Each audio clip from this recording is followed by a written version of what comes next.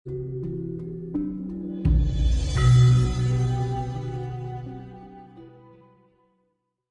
bukan apa, dia hanya orang biasa. Oh. Tapi baik sama Kanjeng Budi. Harusnya baik kan. Dia nyerang atau gimana sih Ngasih sebenarnya? tunjuk. Dia kasih tanda dulu bahwa dia mau datang. Oh, gitu ya. Udah banyak soalnya dukun apa semua datang ke tempat saya. Oh ya? Iya. Ya, petugas Gusti itu maksudnya apa sih? Saya pengen tahu. Dia yang ngatur lalu lintas turunnya hujan, ngatur petir atau gimana Iya, sih? yang namanya perintah untuk bekerja. Jadi semua alam ini bekerja karena ada petugas-petugasnya yang pegawainya Gusti langsung. Kita ngomong gampangnya ya, pegawainya dari Gusti. Jadi Gusti itu hanya mengatur aja tata, semuanya tuh udah bergerak. Alam tuh ada petugasnya yang menjalankan. Kalau dalam dunia spiritual, pasti tempat sahabat-sahabat yang punya kemampuan pasti tahu bahwa kalau ini ada penjaganya, ini ada penjaganya, ada yang menjalankan. Iya. Misalnya langit pertama aja ada penjaganya, langit pertama ada penjaga yang berikutnya. Jadi nggak sembarang orang bisa naik ke langit pertama, pasti dipukul balik ke bawah kalau nggak melewati dia. Iya. Seperti itu. Ada yang tanya nih, sebagai orang yang ahli dalam melihat dunia gaib, saya ingin mengetahui pendapat Kanjeng Budi, apa di dalam perut bumi ini ada kehidupan yang mempunyai peradaban yang maju? Mereka termasuk dalam golongan apa? Bagaimana mereka memenuhi kebutuhan energinya? Gitu kan? Dalam perut bumi, ya ada kerajaan. Jadi dalam perut bumi itu ada istana dan kerajaan. Makanya kalau kita ngomong sisi agama, ada lapisan. Kalau kita bicara di non agama, memang ada kehidupan. Jadi memang ada seperti kehidupan di atas, ada juga kehidupan di bawah. Contohnya aja nggak usah jauh-jauh. Ular bumi. Ular bumi itu kan berasal dari dalam bumi. Warnanya hitam besar, naga bumi. Warnanya hitam besar. Itu tidak boleh keluar. Kalau keluar dia menimbulkan efek gempa yang luar biasa. Jadi belum lagi ada satu makhluk yang berasal dari bumi bisa keluar juga, itu seperti mirip kadal, tapi bukan kadal, itu juga dalam bumi. Tapi juga banyak goib-goib yang dalam bumi. Banyak sekali dalam bumi itu. Mereka mendekati titik. Jadi ada api yang lebih panas daripada matahari dalam bumi soalnya. Yang disimpan di sana. Dan anehnya bumi ini nggak hancur. Nah, Kanjeng Budi, kan ada, kita kadang kalau di Jawa gitu ya, spiritual Jawa identik dengan memakai benda-benda pusaka gitu kan ya, memakai sebutnya saja misalnya kayak jimat, batu cincin gitu ya. Itu mekanismenya, caranya bekerja sehingga bisa membantu kita itu gimana sih? Ya, pusaka-pusaka itu bekerja dengan energi juga. Jadi biasanya pusaka yang ditarik itu mengandung energi dari tempat asal dia muncul. Misalnya di sana di pohon yang ada gundurwo, jadi tarik, nanti pusaka itu ada kekuatan gundurwo. Nanti akan berefek kepada misalnya kekebalan kah atau apa gitu. Nah, itu bisa dirasakan ke tubuh manusia. Jadi pusaka itu memang dari zaman dahulu dipakai untuk pendampingan manusia tadi. Tetapi kalau kita masuk dalam jalur untuk jalur istilahnya mendekati diri sama Gusti, itu tidak perlu pusaka lagi, karena semuanya itu adalah bisa kita rubah jadi pusaka. Jadi kalau Simba dulu, dia petik aja daun, dia bilang bahwa ini daun, kamu pergi perang, kamu selamat, itu jadi pusaka. Karena di saat dia berdoa tadi, energi dalam dirinya tuh masuk ke dalam tempat tadi, melindungi orang tadi. Seperti itu. Nah, ini dia menarik nih. Ada seorang ilmuwan berkata gitu kan ya, dialah eksistensi yang kalian kerap sebut sebagai Tuhan. Tapi jika kau ragu untuk mempercayainya, maka jagalah harga dirimu. Sebab Tuhan merupakan ciptaan dari mereka yang tidak memiliki tempat untuk kembali gitu. Ungkapan tersebut merupakan salah satu alasan mendasar tentang Tuhan adalah ciptaan dari manusia yang tak memiliki jawaban akan sesuatu hal karena minimnya teknologi pada masa itu. Sehingga sampai saat ini pemikiran tersebut pun masih jadi perdebatan. Nah, Stephen Hawking pun juga ngomong seperti itu. Nah, menurut Kanjeng Budi gimana itu?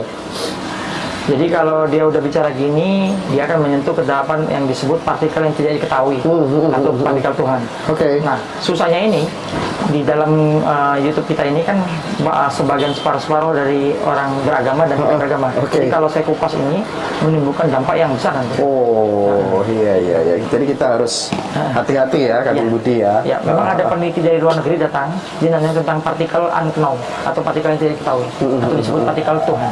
Dia nanya, Kanjeng Budi, kenapa partikel Tuhan itu tidak bisa mereka tahu sesungguhnya apa partikel Tuhan itu? Apa kandungan unsurnya?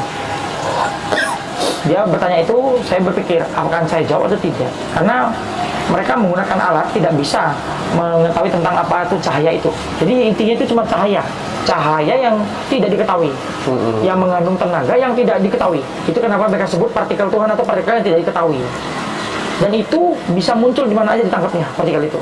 Nah, ini sebenarnya dalam. Saya nanti bicaranya nggak terlalu dalamnya karena ini berbahaya. Saya bilang sama dia, kalau kamu bisa memisahkan unsur air dan cahaya, kamu akan ketemu rahasia dari partikel itu. Mereka sedang bingung. Kami belum punya alatnya untuk memisahkan air dari cahaya. Akhirnya nggak tahu mereka lakukan penelitian ini, lanjutin apa saya nggak tahu. Karena saya tidak kasih tahu lagi. Jadi sesungguhnya dalam partikel cahaya tadi ada satu buah cahaya lagi. Itulah yang disumber segalanya. Itu rahasia dibalik nur. Wah, menarik. Nah, Kanjeng Budi, tentang sosok Ibu Ratu, adakah dawuh terbaru gitu? Kanjeng Budi sebagai juru kunci Ratu Laut Pantai Selatan gitu, ada nggak insight baru dari beliau gitu kepada yang dititipkan kepada Kanjeng Budi gitu? Belum. Nanti mungkin keluar dawuh baru itu biasanya di Suro. Suro? Iya. Suro sering ada dawuh baru? Iya. Satu Suro mulai itu biasa ada dawuh baru. Kenapa Kanjeng Budi dengan Suro? Suro itu bulan berbeda di Tanah Jawa. Jadi kalau keraton itu kami masuk ke laut nanti itu di 15 Suro. Jadi kami biasanya keraton mengadakan labuan-labuan di 15 Suro. Biasanya di saat acara besar keraton baru dawuh muncul. Kanjeng Budi melakukan larungan terakhir kapan? Terakhir itu ya di Suro yang lalu. Enggak, yang sama klien misalnya. Tadi malam. Malam minggu. Malam minggu. Iya. Selama melakukan larungan di Laut Selatan sama beberapa teman, ada nggak peristiwa-peristiwa aneh yang dialami oleh Kanjeng Budi dan si klien gitu? Oh, banyak. Jadi, Contohnya. misalnya gini, ada kemarin yang datang larungan, ternyata selama ini dia belajar sama gurunya, dia nggak tahu apa itu. Jadi pas larungan kemarin, pas saya berdoa, tiba-tiba keluar leaknya, wah berontak. Akhirnya saya ambil tangannya, saya masukin ke pasir, dulu saya kunci, jadi dia nggak bisa berontak. Lalu saya lanjutkan dulu doa, baru saya marah-marah sama makhluknya, akhirnya lepas. Dan akhirnya dia lepas selamanya dari gangguan itu tadi. Ada juga yang lagi larungan, sudah selesai larungan, begitu saya berdoa, mereka pingsan dua-duanya anak beranak. Kami akhirnya stop dulu doanya, nungguin sampai dia selesai. Jadi banyak sekali. Ada juga yang di air tuh dia kesakitan kena airnya pas kita mandikan. Jadi tergantung orang itu. Biasanya apa yang terjadi dalam hidupnya pas di permohonan tuh banyak terjadi hal yang aneh-aneh. Ada yang tiba-tiba muncul orang lari-lari di atas air itu gitu. Nah, jadi ada yang tiba-tiba muncul ada benda jalan ke arah dia gitu. Nah, kemarin ada yang serunya lagi tuh pas dia kita ambil pasir itu, pasirnya keluar sesuatu yang berbeda. Jadi istilahnya banyak sekali macam-macam ragamnya yang aneh-aneh. Ada juga yang baru mau dibikin bunganya rusak terus, busuk terus, tidak bisa dibikin. Ya, jadi banyak sekali kejadian aneh-aneh. Nah, kemarin ini malam minggu larungan yang bagi saya luar biasa karena malam minggu ini kami belum berapa tahun ini belum ketemu saat kami berdoa tuh turun hujan. Hujannya seperti es dinginnya untuk membersihkan diri. Tadi malam itu terjadi. Terus ombak laut itu iramanya muncul. Dari situ aku bilang, wah luar biasa ini. Tadi malam ini kan ada tamu dari Ngaji Roso, ada berapa yang larungan itu bagus sekali, luar biasa tadi malam. Jadi larungan itu pun juga harus didasari sama sebuah kepercayaan dan keyakinan dari Kanjeng Budi ya. Iya. Karena keajaiban tidak akan pernah terjadi bagi mereka yang tidak percaya ya. Iya. Oke. Dan lagi-lagi itu hanya sarana Kanjeng Budi ya. Betul. Sarana bagi mereka yang belum settle gitu ya kira-kira. Betul. Masih butuh didorong oleh orang lain. Iya. Figur otoritasnya bernama Kanjeng Budi begitu kira-kira ya. Cuma sekarang pengusaha-pengusaha besar juga sebagian besar tetap masih lakukan itu. Oh. Belum ada orang yang bisa settle sendiri. Sebagai banyak sih yang sudah settle sendiri sebenarnya. Ya, tapi tetap kalah sama seorang yang masih itu. Bisa nggak dia ngalahin oknum-oknum tertentu ya, saya sebut namanya, nggak bisa. Yang settle sendiri paling kayaknya segitu aja. Oke. Begitu ada goncangan, roboh.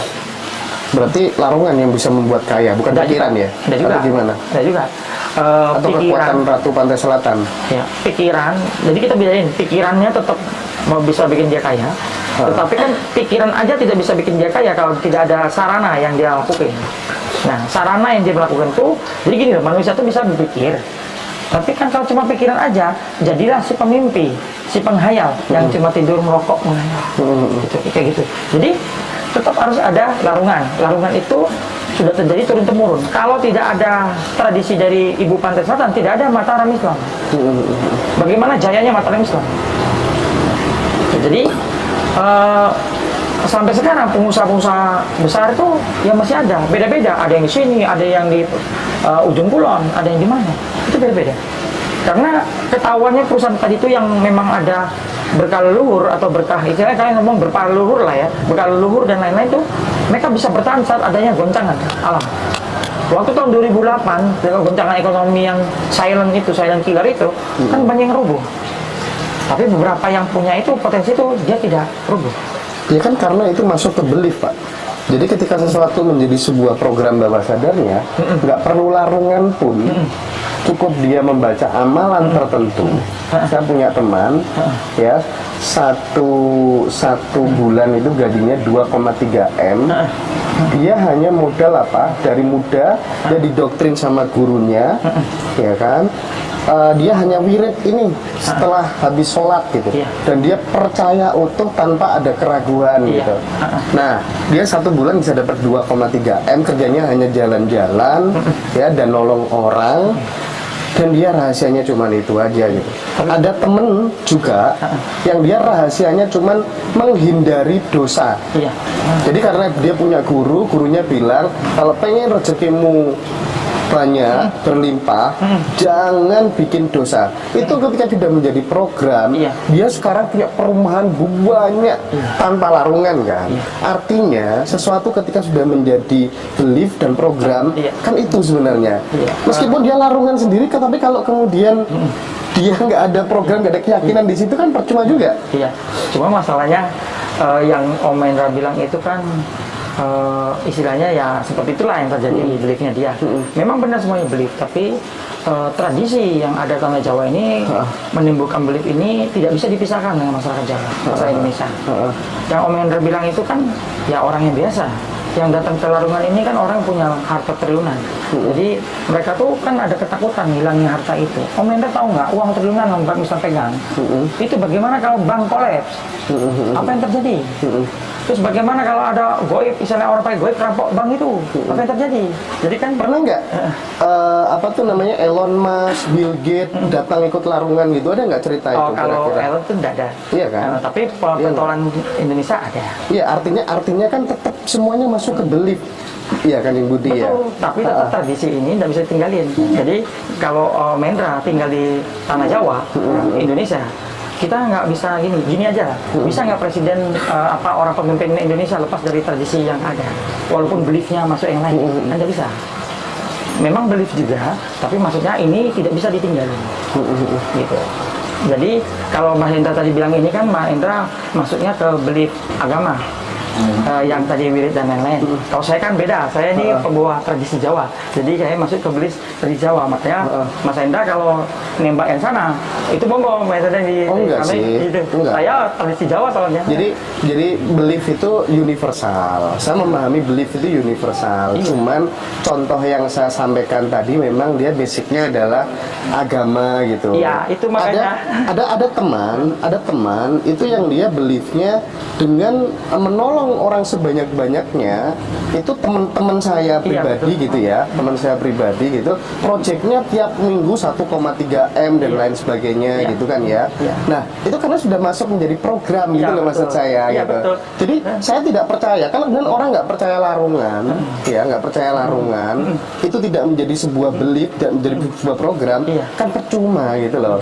Dan yang menentukan lagi kan tetap tindakan kan, apa tuh namanya, actionnya dia setelah larungan itu kan. Coba setelah larungan diem aja gitu. Iya. Jadi itu semua kita ini ketuhanan kita hidup itu belief. Itu tidak bisa disinggung lagi. Manusia hidup itu berdasarkan belief. Itu memang itu. Cuma Mas Hendra kan tadi bilang sisi agama. Nah kalau saya kan sisinya kan tradisi Jawa. Jadi saya kan pasti majuin yang punya saya juga tradisi Jawa. Karena saya kan hidup di Mataram, apalagi saya di dalam.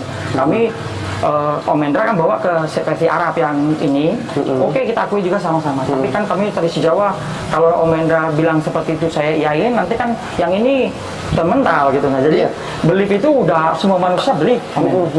Om Hendra ini kita di sini kan belief semua gitu.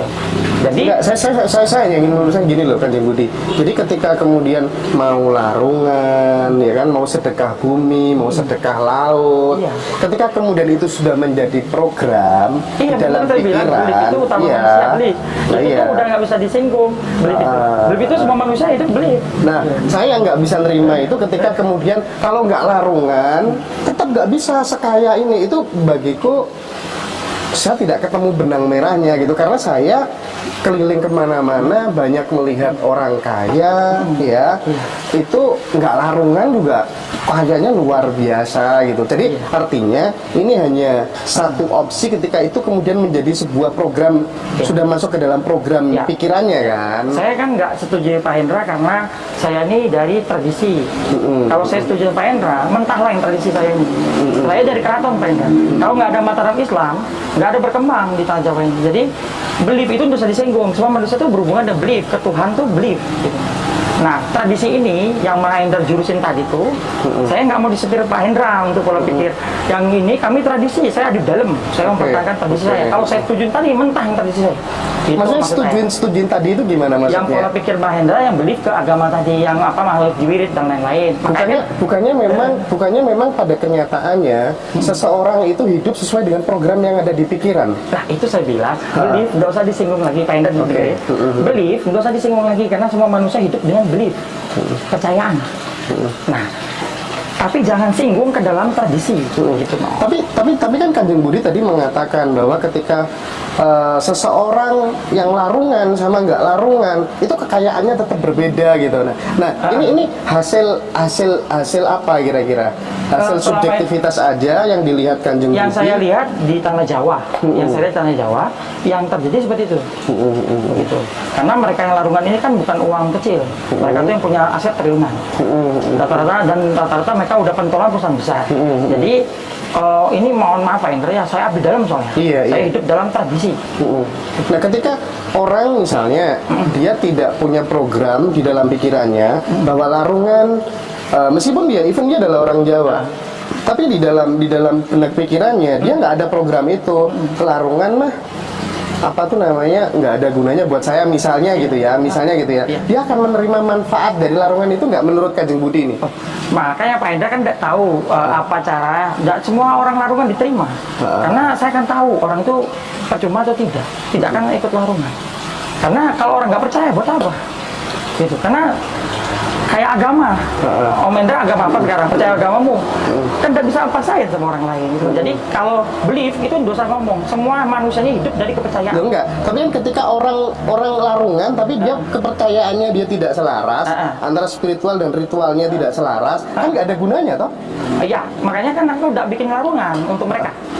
Nah ya berarti kan benar. Jadi saya ingin menggiring, artinya bahwa semuanya tergantung program dalam pikirannya gitu loh. Kalau itu saya setuju, tapi kalau yang giring ke tadi saya nggak setuju. Karena yang giring soal apa? Tadi kan yang ke wirid dan lain-lain. Kalau kami kan wirid benar, larungan benar. Jika kemudian itu selaras program yang ada di dalam pikirannya gitu. Saya kan tidak menjelekkan larungan gitu loh. Saya nggak menjelekkan larungan. Artinya orang kalau udah percaya, terus kemudian ikut larungan, kan nggak ada gunanya gitu. Saya cuma itu aja kan. Penggiringannya tuh tiba-tiba saya dapat petunjuk bahwa stop di situ, jangan ngomong lagi gitu. Nah jadi makanya saya nggak mau Mas Hendra adu-adu kemana gitu. Enggak sih, saya juga dapat petunjuk sih, dan petunjuknya ini memang perlu untuk kemudian diluruskan bahwa mau pakai cara apa saja asal sudah selaras, sudah menjadi program, mau larungan kayak ya kan, mau dengan dugem rezeki saya menjadi lebih banyak kayak dengan ini gitu, itu kan manusia produk dari keyakinannya gitu loh. Saya cuma pengen mencari titik temunya itu aja Kanjeng Budi gitu. Iya, kalau mau cari titik temu tuh kita berarti kan gabungin dua pengertian yang berbeda. Tidak harus sih, karena menurutku program ini suatu yang sudah universal gitu. Kalau semuanya belief, saya pikir nggak begitu. Orang ketika kemudian memiliki kepercayaan yang salah, oke lah Pak Hendra oke, biar lewat aja yang lain aja. Oke.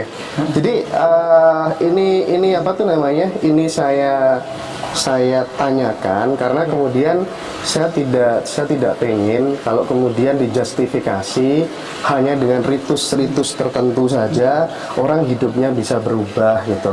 Karena ya barangkali gitu kan, yang saya kan bertanya kepada Kanjeng Budi gitu kan, barangkali oh ternyata memang semua itu terjadi karena sudah menjadi program di dalam pikirannya bahwa manusia itu adalah flash disk yang kosong, lingkungan dan perjalanan hidupnya lah yang ya Saya itu nggak loh. bahas ini lagi, Pak Indra ganti yang lain aja. Pak Indra Oke. mau cari terus gitu. Oke. Berarti memang menurut Kanjeng Budi Pelarungan menentukan keberanian Karena seseorang kami ya. dari keraton, Pelarungan itu penting bagi kami tradisi Jawa. Iya, nambahin apa-apa. Oke. Sip, Pak Dodi. Oke, terakhir dilanjutkan terakhir. Ini setelah itu selesai. 2-3 pertanyaan itu tadi. 2-3 pertanyaan aja ya. Iya. Mungkin mau Nggak usah lanjut. ini kan banyak yang tanya juga kepada saya terkait masalah larungan itu, pertanyaan-pertanyaan saya terima dari WA.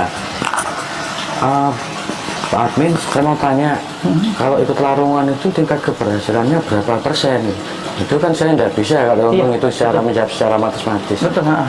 Oh, mungkin bisa dijelaskan. Ya, jadi larungan itu harus tahu itu hanya jadi hanya memohon berkah. Memohon berkah tergantung siapa yang kasih berkah. Beda dengan pesugihan. Kalau mau persentase tinggi, pesugihan. Nah, Tapi saya bukan iya, saya. iya, bukan pesugihan kan ya? Iya, bukan. Mohon Iya, berkah. iya. Yang mau ngasih berkah ngasih nggak? Iya. Tergantung gitu. Untuk tingkat keberhasilan kita nggak bisa menentukan. Tergantung yang punya berkah. Iya. Iya. Terus juga ada yang tanya, ini apa enggak termasuk pesugihan? Kok pakai acara bawa ini sesaji begini, begini gitu. Enggak, kalau pesugihan itu biasa berhubungan dengan adanya sembelihan atau korban darah. Baik binatang yang disembelih atau binatang yang apa, itu baru ada ikatan janji. Kalau tidak ada, bukan termasuk pesugihan. Kalau hanya cuma bawa bunga aja, Tidak, bunga itu kan udah saya jelasin, itu perlambangan hati. perlambangan hati ya, Tujuan. nggak ada kontrak, Nggak. nanti ada efeknya gini, Nggak. ada tumbalnya Nggak. begini, kan banyak yang tanya ketakutan gitu. Wong juga dijawab enggaknya kan kita nggak tahu, karena kan mau mohon berkah. Kalau dikasih berkah dikasih, kalau tidak tidak. Karena ini maksudnya pemohonan berkah, bukan pesugihan. Bukan Ya, pesugihan. kalau pesugihan itu pasti karena ada bayarannya. Ada ini, tapi bukan di kami, di tempat lain. Untuk Kanjeng Budi sendiri kan tidak menerima Enggak. untuk yang mencari pesugihan ya. Enggak boleh, nanti keraton kena tegur total kayak. Dan dari keraton kidul pun enggak boleh saya. Enggak diizinkan soal itu. Oh, oke. Terus gini, ini ada sedikit pertanyaan saya mewakili dari pemirsa ini. Apakah Kanjeng Budi juga bersedia menangani korban yang kena santet, kena teluh, kena sihir gitu? Oh, kalian datang-datang ini ada sih rata-rata. Ya tergantung. Ada kalau santet, oke, kalau bisa kita bantu, kita kan berusaha semua. Nanti kalau kena pesugihan tuh, saya masih tanya dulu, karena perjanjiannya bagaimana gitu, sama goibnya. Nggak bisa langsung sama mata itu. Orang tuh bisa tapi diputus sih. Oh, kalau goibnya sudah ngomong, kalau ada perjanjiannya itu bagaimana, kalau enggak bisa, karena Gusti enggak izinin kita ikut campur kecuali sesuatu memang uji Gusti izinin gitu, kalau untuk pesugihan. Oke. Terus kalau seperti yang korban yang kena santet tadi itu harus dibawa ke sini atau bisa jarak jauh untuk penanganan? Harus datang. Harus datang. Iya, karena ada banyak hal yang harus diperiksa. Medis dulu, baru non ilmiah. Oh, gitu. Ya. Oke, saya lanjutkan lagi ini. Tentang proses masuknya santet ini ke manusia. Iya. Ini kan banyak yang pasien yang kena santet memang. Iya. Terus untuk antisipasi, mungkin dari Kanjeng Budi bisa memberikan tips bagi seseorang agar mungkin bisa membentengi, Iya. menjaga dari serangan kayak gitu gimana? Jadi kalau dia beragama, maksudnya dalam keagama Islam, harusnya kalau dia sholatnya benar, itu tidak bisa disantet. Kalau sholatnya benar ini kan masih butuh penjelasan yang Maksudnya agak gini. panjang ya. Iya, karena sholatnya itu harus benar-benar dilandasi dengan hatinya, tindakannya, dan yang dilakukan sholatnya benar-benar diterima, itu nggak bakal bisa disantet. Gitu. Terus Orang kalau ada cahaya Gusti dalam dirinya, bagaimana menyantetnya? Makhluknya takut. gitu. Kemarin saya sempat ketemu ada praktisi spiritual yang katanya kalau untuk masalah urusan sakit menyantet itu Iya. harus memakai jin dari Islam. Waktu jin liar nggak bisa. Jin liar bisa, jin Bisa. beruang bisa. Oh. Terus, oke.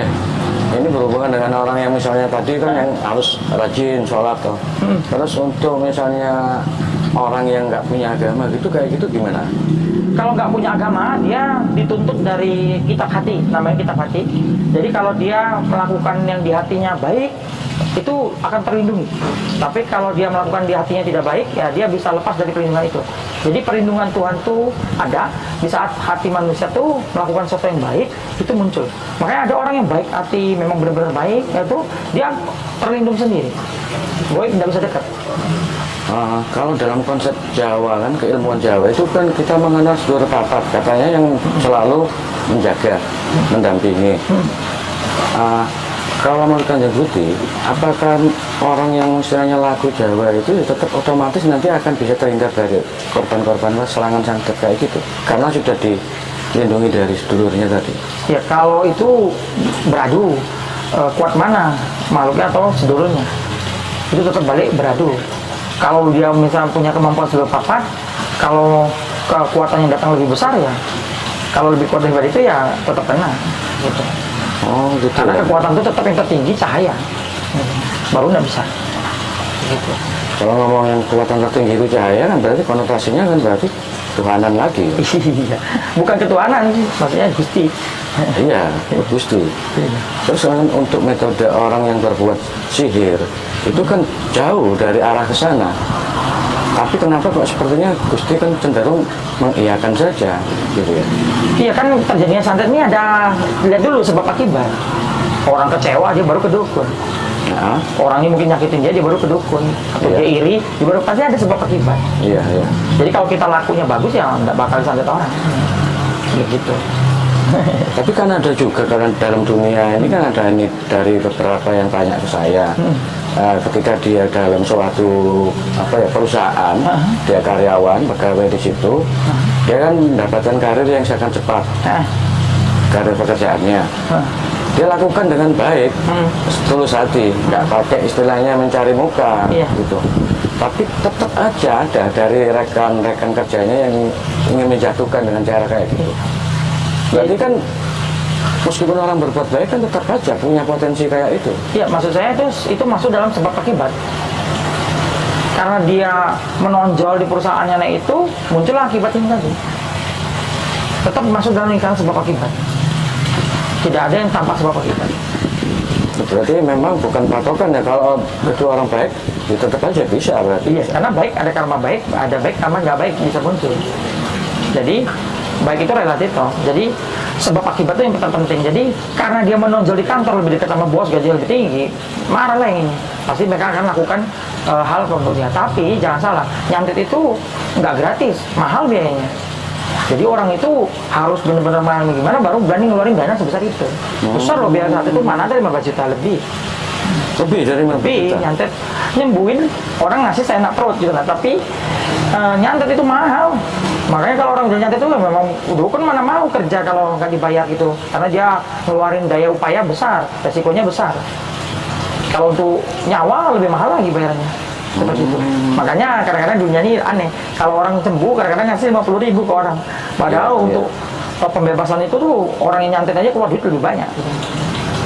Tidak seimbang pertukaran energinya ya. Biasanya terjadi gitu, makanya dukun-dukun pada ngeluh tau gitu. Iya. Tapi biasa kena lagi kalau kasih pesanannya cuma sedikit biasa Ya, kena biasanya lagi. kalau orang yang nolongnya enggak akhirnya muncul ikhlas hatinya berat, memang bisa Kena lagi. terjadi ya.